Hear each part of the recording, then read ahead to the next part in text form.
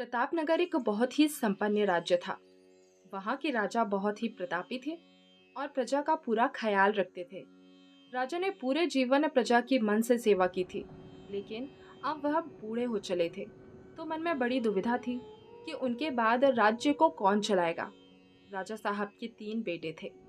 अब तीनों ने ही एक ही गुरु और एक ही विद्यालय से शिक्षा ली थी, लेकिन राजा यह निर्णय नहीं कर पा रहे थे कि कौन राज्य के लिए सबसे अच्छा उत्तराधिकारी है। अब राजा ने तीनों बेटों की परीक्षा लेने की सोची। एक दिन राजा ने सुबह सुबह सभी पुत्रों को बुलाया और उन सबको एक एक बोरी गेहूं देते हुए कहा। पुत्रों, मैं और तुम्हारी माता तीर्थ यात्रा पर जा रहे हैं। हमें वापस आने में 1 वर्ष से भी ज्यादा लग सकता है। तुम तीनों की ये जिम्मेदारी है कि अपने गेहूं के हिस्से को संभाल कर रखना, और जब मैं वापस लौटूं तो तुमको ये गेहूं की बोरी वापस मुझे लौटानी है। ऐसा कहकर राजा और रानी तीर्थ यात्रा पर चल दिए। सबसे बड़े बेटे ने सोचा, ये गेहूं की बोरी पिताजी को वापस लौटानी है, तो मैं इसे तिजोरी में बंद कर देता हूँ। जब पिताजी आएंगे तो वापस दे दूंगा। यही सोचकर उसने गेहूं की बोरी तिजोरी में रखवा दी। दूसरे बेटे ने सोचा, तिजोरी में तो गेहूं सड़ जाएंगे। मैं इन गेहूं को खेत में डलवा देता हूँ, जिससे गेहूं की अच्छी फसल होगी और पिताजी को एक बोरी की बजाय कई बोरी गेहूं दे सकूंगा।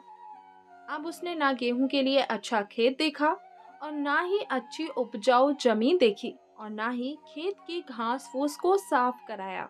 बस ऐसे ही एक बंजर जमीन पर गेहूं डलवा दिए और कभी उनकी देखभाल करने नहीं आया। उसे लगा कि अब अपने आप ही फसल आ जाएगी। तीसरा बेटा ज्यादा समझदार था। उसने अपने मित्र के साथ मिलकर एक अच्छा खेत देखा जो बहुत उपजाऊ था।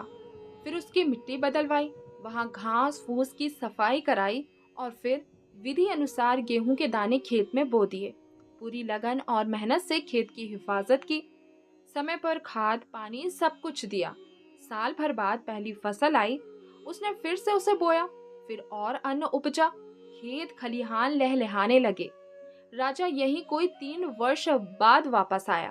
तीनों पुत्रों को देखकर उसे बड़ी प्रसन्नता हुई। साथ ही मन में इच्छा भी थी ये जानने की कि बेटों ने गेहूं के साथ क्या किया। पहले पुत्र ने जैसे ही तिजोरी खोल के दिखाई, अंदर से बहुत बुरी बदबू आ रही थी। सब कुछ सड़कर राख हो चुका था। पिता ने कहा, ये अन्न है जिससे हम सबका जीवन चलता है। तुम उसकी देखभाल तक नहीं कर पाए। अरे, तुम क्या राज्य संभालोगे? अब दूसरा बेटा पिता को उस जगह पर लेकर गया जहां उसने गेहूं को डलवाया था। वहां जाकर देखा तो जंगल था। बड़ी बड़ी घास फूस खड़ी हुई थी। गेहूं का तो नामो निशान ही नहीं था। राजा बहुत निराश हुआ और उसे भी राज्य का उत्तराधिकारी बनाने से मना कर दिया। अब तीसरा पुत्र पिता को अपने खेतों पर ले गया। वाह, दूर से ही एक अलग खुशबू आ रही थी। गेहूं की फसल लहलहा रही थी। चारों तरफ हरियाली और जीवन था और उस खेत से 50 बोरी से भी ज्यादा गेहूं उत्पन्न हो चुका था और आज भी खेत में फिर से फसल लहलहा रही थी। राजा का मन यह सब देखकर बहुत प्रसन्न हुआ और राजा ने अपने तीसरे बेटे को अपने राज्य का उत्तराधिकारी बनाने का निर्णय लिया। दोस्तों, उस राजा की तरह भगवान ने हमें भी कुछ गेहूं संभाल के रखने को दिए हैं।